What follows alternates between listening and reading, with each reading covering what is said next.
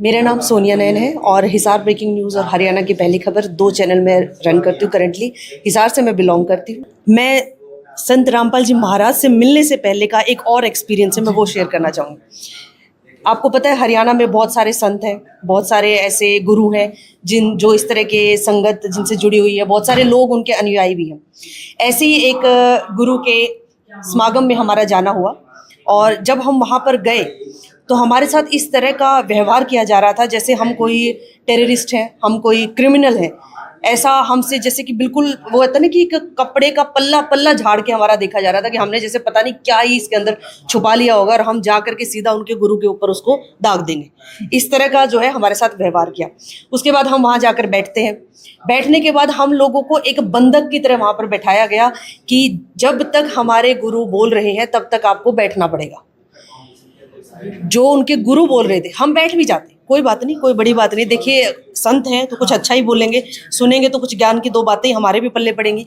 लेकिन जब हमने उनकी बातें सुनी तो उन्होंने ऐसी बातें बोली कि छोटे छोटे बच्चे, छोटी छोटी स्कूल की लड़कियां वहां पर बैठी हुई थी, वो बच्चे जब सुन रहे थे तो शर्म हमें आ रही थी। इस तरह के वो शब्द उनके सामने इस्तेमाल कर रहे थे।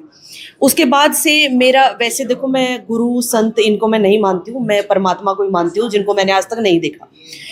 फिर उसके बाद हमारा आना हुआ धनाना धाम में। जब मैं पहली बार आई तो मेरे दिमाग में वही सब चल रहा था कि वैसा ही माहौल मुझे यहाँ मिलेगा, वही सब चीज़ें मुझे यहाँ देखने को मिलेंगी, वही सब मुझे झेलना पड़ेगा। तो मेरे माइंड में सिर्फ इतना था कि मैं जिस काम के लिए यहाँ पर आई हूँ मैं वो काम करूँगी और यहाँ से तुरंत निकल जाऊँ। लेकिन आप विश्वास नहीं करेंगे, जब मैं यहाँ पर आई तो मैं आई थी महज 15 मिनट के लिए, क्योंकि मेरा काम सिर्फ 15 मिनट का था, लेकिन मैं 3 घंटे यहाँ लगा कर गई।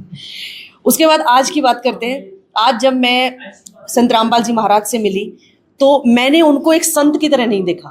सीरियसली ऐसा नहीं है कि मैं कोई उनकी अनुयायी बन गई हूँ या मैं कोई उनका मैंने नाम ले लिया है या मैं उनको कोई जपने लग गई हूँ। मैं सिर्फ एक आम लड़की की तरह, एक पत्रकार की तरह ही बता रही हूँ। एक जो पिता का हाथ जब सर के ऊपर रखता है, जब वो पिता अपनी बेटी के सर पे हाथ रखता है तो जो एक अंदर से जो एक भावना आती है अपने पिता के लिए एक बेटी की, मुझे लिटरली वही भावना आई। मुझे ऐसा लगा, आज मेरे पिताजी जो है हमारे साथ नहीं है तो ऐसा लग रहा था जैसे कि वही है सामने। क्योंकि उनका जो बोलने का तरीका था वो सिर्फ ये था, बेटी के अलावा उनके मुंह से कुछ और शब्द नहीं निकला।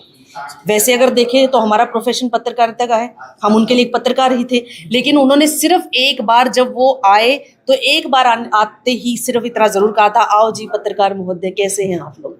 उसके बाद चाहे हमारे साथ मेल थे चाहे हम फीमेल थी तो उनको बेटा और हमें बेटी के अलावा दूसरा कोई शब्द नहीं था।